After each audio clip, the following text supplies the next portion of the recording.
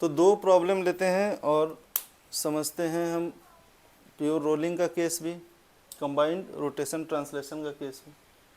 यहाँ पे है कि प्योर रोलिंग करते हुए कुछ शेप्स को यहाँ से नीचे उतरना है एक इंक्लाइन प्लेन पे।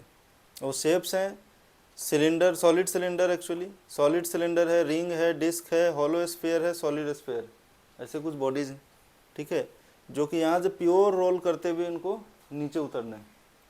ओके, और पूछता है कि कौन पहले पहुँचेगा, इन बॉडीज में से पहले कौन पहुँचेगा, ठीक है, रेस है एक्चुअली इनके बीच में, ठीक है, रेस ऑफ रोलिंग बॉडीज। अच्छा ठीक है, रेस करने दो। अब इस पे ज़रा फोर्सेस देखो तो क्या क्या लगती है। एक लग रही है इसकी, सबके मास दे रखे हैं m और रेडियस दे रखा है r, सबका सेम है, ठीक है। mg नीचे की तरफ, नॉर्मल कांटेक्ट फोर्स सेंटर से होते हुए, और फ्रिक्शन का केस लगेगा। फ्रिक्शन का डायरेक्शन में भी बताऊंगा कैसे। अभी के लिए मान लो मेरी बात कि फ्रिक्शन पीछे की तरफ एक्ट कर रही है, ठीक है, प्योर रोल करा रही है इसको, ठीक है। तो यहाँ से हम चले, स्टार्ट किए मोशन को। अच्छा, तो क्या यहाँ पे मेरे को, मैं वर्क एनर्जी मतलब एनर्जी कंजर्वेशन लगा सकता हूँ, principle of conservation of mechanical energy लगा सकते हैं। तो मुझे उसके लिए दो कंडीशन चेक करनी होती है। क्या कोई एक्सटर्नल फोर्स है जो कि वर्क कर रहा है, तो वर्क एक्सटर्नल पहले चेक करो। तो वर्क एक्सटर्नल तो कोई नहीं है यहाँ पे, बस ये स्लिप कर रहा है, कोई फोर्स वोर्स है नहीं, यहाँ से जस्ट छोड़ दिया गया, रिलीज किया गया है, ठीक है। तो वर्क एक्सटर्नल तो जीरो है। क्या कोई नॉन कंजर्वेटिव वर्क है, वर्क नॉन कंजर्वेटिव में एक फ्रिक्शन फोर्स दिखता है, नॉन कंजर्वेटिव है, लेकिन इसका भी हम कोई वर्क नहीं देख रहे। क्यों? क्योंकि यहाँ पे भी अगर हम देखें तो नॉर्मल है हमारे मोशन के लिए, और दूसरी सॉरी मोशन के नॉर्मल नहीं, ये जो हमारा डायरेक्शन ऑफ मोशन है इसमें ये पॉइंट P और Q को पकड़े, P और Q को पकड़े, और बोल रहे हैं प्योर रोलिंग का केस। प्योर रोलिंग के केस में क्या होगा, प्योर रोलिंग के केस में इनके बीच में रिलेटिव मोशन नहीं होगी। तो जब रिलेटिव मोशन नहीं होगी तो फ्रिक्शन ने कोई वर्क नहीं किया, यानी कि वर्क नॉन कंजर्वेटिव भी ज़ीरो है। यही चीज़ ध्यान रखना है रोलिंग के केसेज में। एक तो स्टैटिक फ्रिक्शन है, रिलेटिव मोशन नहीं है तो कौन सी फ्रिक्शन है, स्टैटिक फ्रिक्शन, काइनेटिक की बात ही नहीं है। जब तक स्लाइड नहीं होता, यहाँ पे स्लिप नहीं होती, तब तक काइनेटिक फ्रिक्शन आती नहीं पिक्चर में। और जो स्टैटिक फ्रिक्शन आई भी है वो कोई वर्क नहीं कर रही, बिकॉज P एंड Q के बीच में कोई रिलेटिव मोशन नहीं हो रही, तो ये भी जीरो है। और अगर हम जानते हैं कि वर्क एक्सटर्नल और नॉन कंजर्वेटिव जीरो हो जाए, बाकी के वर्क हों उससे कोई फर्क नहीं पड़ता, ठीक है। बाकी जैसे mg तो अगर वर्क करे भी यहाँ पे, करे ना करे उससे मतलब ही नहीं है, वो कंजर्वेटिव है, ठीक है, कंजर्वेटिव फोर्स है। तो कंजर्वेटिव फोर्स का वर्क हो ना हो उससे हमको मतलब नहीं है, हमको होना चाहिए work external should be zero, work non conservative should be zero. तो ऐसे केस में हम लगाते हैं मैकेनिकल एनर्जी का कंजर्वेशन। तो ई इनिशियल बॉडी की क्या है, यू इनिशियल प्लस के इनिशियल, वो कितनी है। तो मान लो ये हाइट h है, मान लिया ये हाइट h है, वो तो निकल जाएगी इंक्लिनेशन से, ठीक है। तो mgh मान लीजिए, m कैपिटल दिया है ना, तो mgh ये इसकी, यहाँ पे हम इसको रेफरेंस लाइन मान लिए हैं जहाँ पे पोटेंशियल एनर्जी जीरो है, PE जीरो है, यहाँ पे U यहाँ पे हमने जीरो मान रखा है, तो यहाँ पे U हो गया mgh। अच्छा, काइनेटिक एनर्जी इसकी देखी जाए तो हाफ, अभी तो शुरू में तो जीरो ही है, शुरू में जो है सो जीरो है। ई फाइनल क्योंकि स्टार्ट किया है, ई फाइनल पे जब आता है तो इस समय हो जाती है इसकी you initial, you final plus के फाइनल।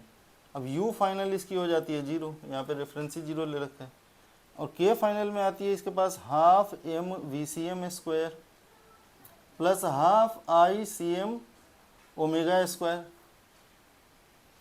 अच्छा, प्योर रोलिंग का केस है, ठीक है। अच्छा, CM को भी देखेंगे, half m VCM square plus half I, और ये हमारा हो गया ओमेगा स्क्वायर का मतलब V square by R square. Pure rolling के केस में, प्योर रोलिंग के केस में क्या होता है, V should be equal to R into omega, ठीक है, VCM। यानी कि हम हाफ VCM को बाहर ले लेते हैं, बच गया हमारा m plus 1/2 m plus I upon R, कुछ भी नहीं, VCM, हाँ ये बच गया I अपॉन R स्क्वायर, ठीक है, ओके। I को हम क्या लिख सकते हैं, half VCM square M plus I को हम लिख सकते हैं C into M upon R square. तो यहाँ पे हमने क्या किया, C into M R square, ठीक है। तो आर स्क्वायर से आर स्क्वायर कट गया, यानी कि half M V C M square 1 plus C क्या है कांस्टेंट, जैसे कि सिलेंडर के लिए क्या होगा 1/2, रिंग के लिए होगा 1, डिस्क के लिए होगा 1/2, हॉलो स्फेयर के लिए 2/3, सॉलिड स्फेयर के लिए 2/5। क्लियर। तो ऐसे करके इसको कर दिया। यानी कि अब मैं इन दोनों इक्वेशन को अगर इक्वेट करने जाऊं तो क्या होगा, M G H should be equal to half M V C M 1 plus C V C M square, M से एम कट गया, 2GH upon 1 plus C is equal to V C M square. यानी कि we C M जो है वो आ गया 2GH upon 1 plus सी का under root. ना मास पे डिपेंड कर रहा है ना रेडियस पे डिपेंड कर रहा है, डिपेंड क्या कर रहा है, सी पे डिपेंड कर रहा है बस, ठीक है। सी पे डिपेंड कर रहा है, अगर सेम हाइट से है तो सिर्फ सी पे डिपेंड कर रहा है, सेम हाइट से सब रिलीज किए गए। तो सी जिसकी जिसकी ज़्यादा उसकी वेलोसिटी कम, यानी जिसकी सी सबसे कम उसकी वेलोसिटी सबसे ज़्यादा। क्या, तो यहाँ पे सी सबसे कम किसकी है, तो सॉलिड स्फेयर की। देखो सबका अगर नोट करें तो डिस्क का है और सिलेंडर का है 1/2, सी इक्वल टू 1/2। सी जो है हमारा हॉलो स्फेयर के लिए है 2/3, सॉलिड स्फेयर के लिए है 2/5। तो सबसे कम तो इसी का है, यानी सबसे पहले कौन पहुंचेगा, सॉलिड स्फेयर, ठीक है। तो ये हो गया हमारा, इसमें हमने प्योर रोलिंग में देखा, फ्रिक्शन का रोल भी देखा और एनर्जी कंजर्वेशन भी अप्लाई कर सकते हैं वो भी देख लिया, ठीक है। अब इसी का यूज करके ये जेई मेन में एक क्वेश्चन पूछ रखा है, इसको सॉल्व कर लिया जाए। तो यहाँ पे डायरेक्ट ही हम ये फॉर्मूला ही लगा देंगे, इसको मैं रब कर देता हूँ, फॉर्मूला याद ही है। फॉर्मूला क्या आया था मेरा, V C M is equal to under root 2GH upon 1 plus C, ठीक है। अब अप्लाई कर दो इसको यहाँ पे, तो फाइंड द रेशियो, ठीक है।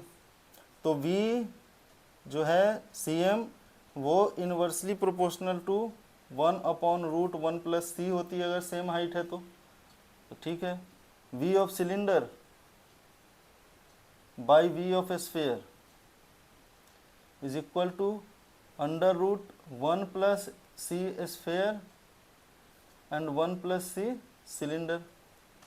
तो रूट अंडर 1 प्लस 2/5 और नीचे में 1 प्लस 1/2, यानी कि हो गया ये मेरा 7/5 इंटू 2/3 का अंडर रूट, यानी कि रूट अंडर 14/15। देखो स्फीयर का ज़्यादा है, ठीक है, तो 14/15 रूट अंडर 14/15, ठीक है, डन।